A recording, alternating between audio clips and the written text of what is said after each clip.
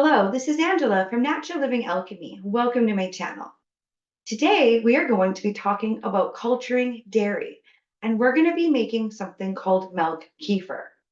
Now, milk kefir is something that can actually help manage your blood sugar levels, lower cholesterol levels, and just overall support and boost your digestive health. Now, kefir can be made out of a lot of different things. It could be made from sheep, goat, or cow's milk. It could be made from a non-dairy milk, which I've personally never tried, but if you have or are going to, put it in the comments down below because I just like to hear how it turned out for you. But you can also make kefir out of juice and water. But just know that not all kefirs are necessarily created equal. And I'm not saying one is any better than the other, but they're each just a little bit different. Now, milk kefir, which is what we're going to be talking about specifically today, is actually one of my favorite ways to get in my prebiotics and probiotics. Now, before we get any further, I just want to remind you, I'm not a doctor. None of what is on this channel is considered medical advice. It is here for education and entertainment purposes only. And it's up to you to talk to your healthcare professionals for following anything that I say. So before I get into sharing all of the wonderful benefits of milk kefir, I just want to invite you to check that description box below this video. And what you're going to find in there is a link to the full written blog article that does accompany this video. And I'm going to go into a lot more detail in that blog article. I'm going to be talking about what your gut microbiome is, signs on how you can tell if your microbiome is balanced or imbalanced and maybe just needing some extra love and attention. And we're going to talk a little bit in there about what conditions are directly and indirectly related to an imbalanced microbiome. What exactly is milk kefir? Well, it is a fermented beverage that is very similar to yogurt, and it is made from something called kefir grains. And these grains just consist various strains of pre and probiotics. And these grains are very similar to a SCOBY that you would find in kombucha. And SCOBY just means symbiotic culture of bacteria and yeast. So once you acquire your grains, which is about the most difficult part of this whole process, you won't actually ever have to buy them again, as long as you store them correctly. I will definitely be going over how to store your grains very shortly, so just keep on watching. Now, in order to source these grains, you have a couple different options. So I personally got mine off of Facebook Marketplace. Okay, you can feel free to check there. You could also check various health food stores, they might have them. Or you could also just find somebody that you know that makes kefir.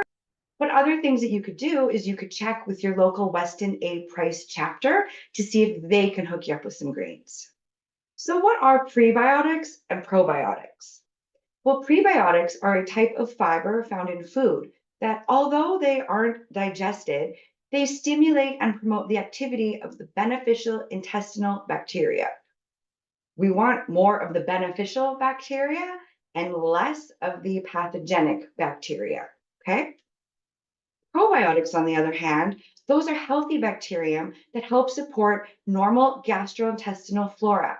And kefir contains approximately 12 active strains of probiotics. And not only can you find pre and probiotics in the same thing, this is something I think is really, really interesting. So, probiotics need prebiotics to feed off of and remain working at their maximum potential within your digestive system. The bacteria in your gut ferment the prebiotic fibers into short chain fatty acids, which then play a crucial role in actually regulating your immunity. And it's these short chain fatty acids that help modulate inflammation within your system and certain types of inflammatory reactions, such as chronic inflammation, can lead to autoimmune diseases and can also play a role in many other types of diseases as well.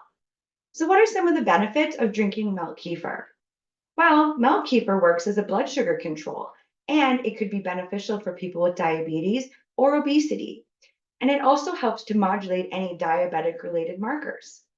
It may also help lower cholesterol levels, as the prebiotics in kefir may actually play a role in how much cholesterol your body absorbs from the food you eat, as well as how much Your body produces, processes, and uses cholesterol. It can help support and promote digestive health by just maintaining a good balance of bacteria species in your gut microbiome.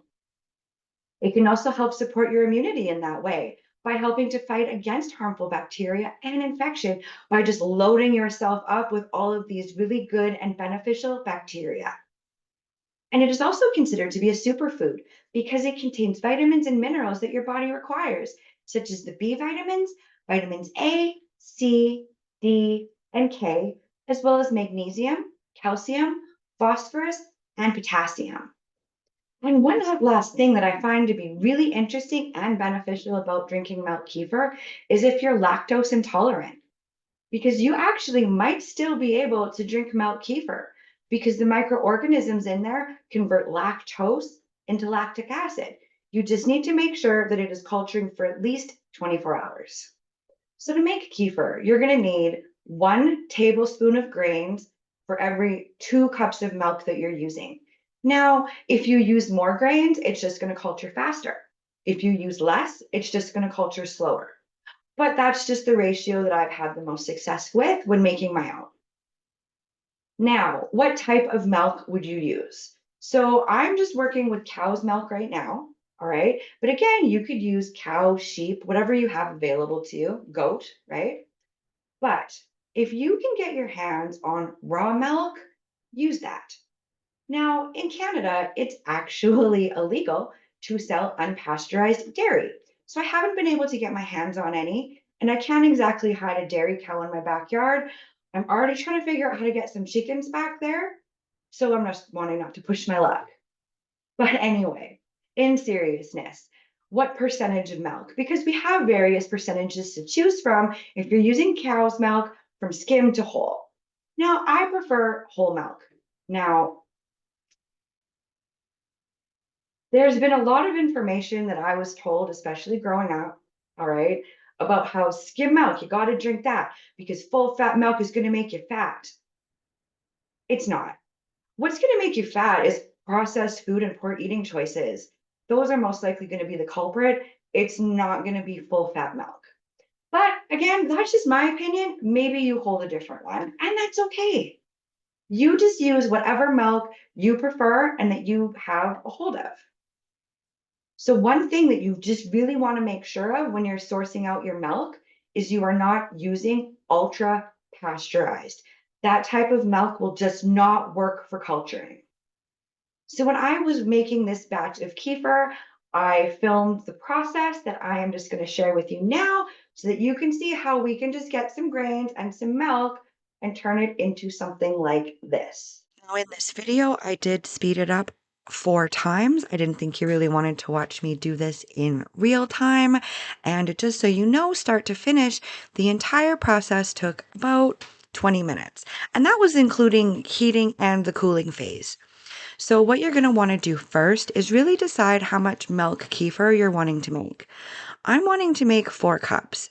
Now you can't necessarily tell from this camera angle, but the inside of my pot actually has some measurements just engraved in there, so I knew exactly how much 4 cups was. And actually, I put in just under 4 cups because the jar I'm using does hold 4 cups. However, you're also going to want to make sure that you leave enough room in there for your grains. So just under the amount you're wanting to make is a perfect amount of milk to be using. So you're just going to want to heat up your milk. Remember, if you're using pasteurized, to 180 degrees. So I just like to throw my element just on medium and just whisk it periodically, making sure that the entire pot is just heating up evenly. And then when I get close to the temperature that I'm looking for, I like to just turn the stove off and then just let it finish coming up to temperature without any heat. And I find this is just a nice way to control it from getting too hot. And the reason that we're wanting to heat up the milk if it is pasteurized, from my understanding, is this heating just kind of undoes a little bit of what the pasteurization process does, but it still does it in a safe way.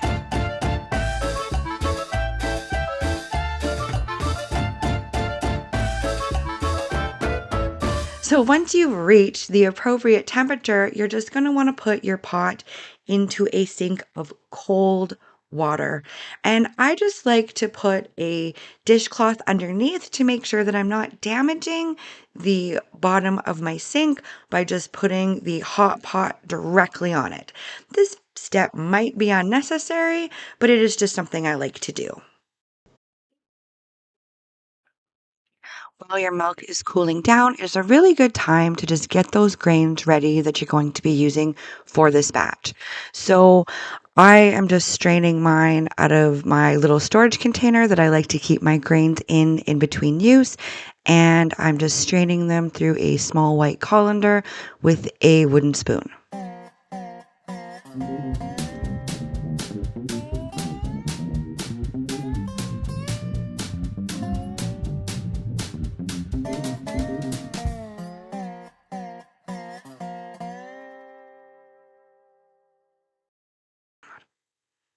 Okay, so once your milk is cooled down, you're just going to want to pour it into the jar and then just put the appropriate amount of kefir grains right into your jar. And then just place a piece of paper towel over top to just keep the germs and that out while still letting air flow in. And then just put it in your fermentation corner. Okay, so now that it's been 24 hours, my kefir is just nice and thick and it is ready to strain. So it does take approximately 24 hours, but I have had it take as long as 3 days. When it was in the middle of winter, it was a little bit colder in the house. It just moves a little bit slower. Now, if you find that maybe the only place that you can store it for the culturing is maybe by your stove or your oven, just know that there's a possibility that things will definitely move faster just because you haven't added heat. I like to just use this one corner in the back of my kitchen that's just kind of out of the way. And just, it's my fermentation station, as I've called it. And yeah, I just like to keep my culturing and fermenting stuff back there out of the way. And it's just kind of a nice little cool place under my cupboard. Okay, enough of that. So you have a couple choices on how you want to do your straining. What is not an option or a choice? Kefir does not like metal. Okay, so make sure that you're using plastic and wood. Okay, now I have seen some tutorials saying that their kefir didn't care about metal and it was fine when they used it. But you know what? I like to look at it this way. I have certain preferences about how I am going to grow and thrive in an environment or situation, right? I'm sure you do too. Why would this be any different? Right? So I just like to respect what the keeper prefers and just follow that. But just know if you can't always do that, or maybe it is exposed to metal, it might not like it, but it's just something to keep aware of. So I like to just strain enough of this to just get my 2 tablespoons of grains that I'm going to need for my next batch. Now, almost forgot, so I can actually measure it. So what we'll do, just over a plastic or glass bowl through a strainer, we're just going to start to dump some of these grains through, and then just take your spoon and stir.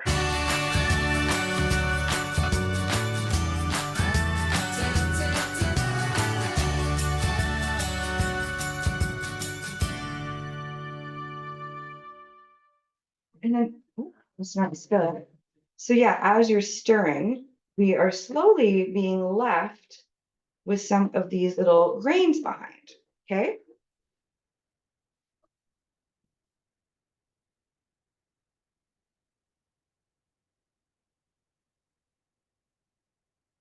So sometimes I find all of my grains on the top. Other times they've all ended up on the bottom. It just really depends on where they want to hang out in the milk. Okay. So because I'm not going to be making another one today, I have about 2 full jars in the fridge now. So I just want to give myself a little bit time to catch up. I'm going to show you how I store it when I'm not using it. So like I said, this came from, I believe it was a Bear brand yogurt maker. Okay, so that's one.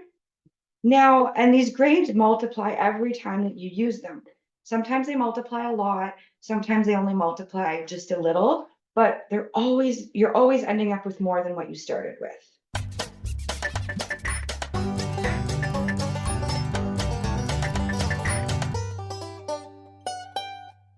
All right, so that's actually about 2 tablespoons.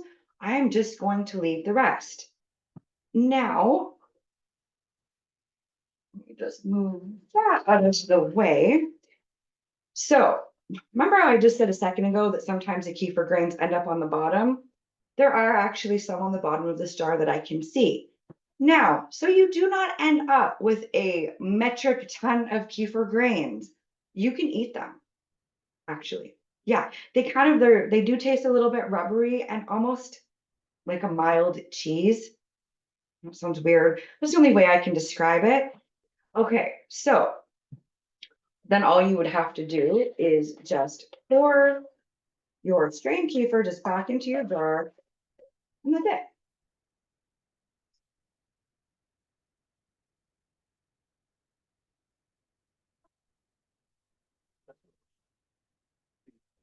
You definitely want to make sure you put a lid on it. Now, just to show you, like, yes, this is what I mean by thick. It's not as liquidy as it was, but it's going to definitely, once you place it in the fridge, become much, much, much thicker. All right. So just so you know, what you get in here will definitely thicken up once you cool it off down in the fridge. So then all you would need to do once you have your grains that you're not using, okay, you just want to cover this up with milk. Now, it can just be milk right out of the carton. It does not have to be milk that you have boiled and then cooled down. Okay. I found that to be an unnecessary step. Mine have been fine by just using just milk right out of the jug when I'm storing it. Now, if I was not wanting to use this and reculture another jar like this, every few days, I just change the milk in this container. Or you can also store it in the fridge, and that will just slow it down even longer. If you're wanting to take a break altogether from making kefir, you can also store them in your freezer. So I will have instructions on how to do that in that blog article that is linked in the description box below. All right, so just a couple little notes that I'd like to mention before we wrap things up. If you are using raw milk, just know that you do not have to heat it up first, and you can skip most of the process that I shared. And just kefir likes fresh milk. So again, if you're not planning on reculturing yours, just change the milk every few days and just feed it that way. And then lastly, again, your extra grains can be stored in the freezer, or you can actually just eat them. All right, so now that you have your milk kefir, what do you do with it, right? Well, you can actually substitute it for milk, buttermilk, or yogurt in absolutely any recipe you come across. My favorite thing is to make smoothies out of mine. And remember how I said sometimes those grains stick to the bottom? Well, those grains just end up getting incorporated within my smoothies, and it just makes them a little bit more nutritious. You can also use it for cooking, for baking. You could make something like kefir cheese or kefir sour cream. Now, I like to culture cream with kefir, and it's a little bit of a different process than this, and make ice cream out of it. So keep an eye out for that video because I'm going to be sharing that with you pretty shortly. Now, you can also use it as a sourdough starter, and I haven't done it yet, but you can make it for soaps. So comment down below and let me know, how do you like to get your pre and probiotics into your diet? How are you incorporating those? Now, don't forget to hit that like button if you've liked this video, and maybe share it with somebody who you think might enjoy it. Consider subscribing to the channel so that we can spend more time together and you don't miss future videos. You can find me over on Facebook and Instagram, so be sure to connect with me over there as well. I just want to say thanks for stopping by today, and I'll see you next time.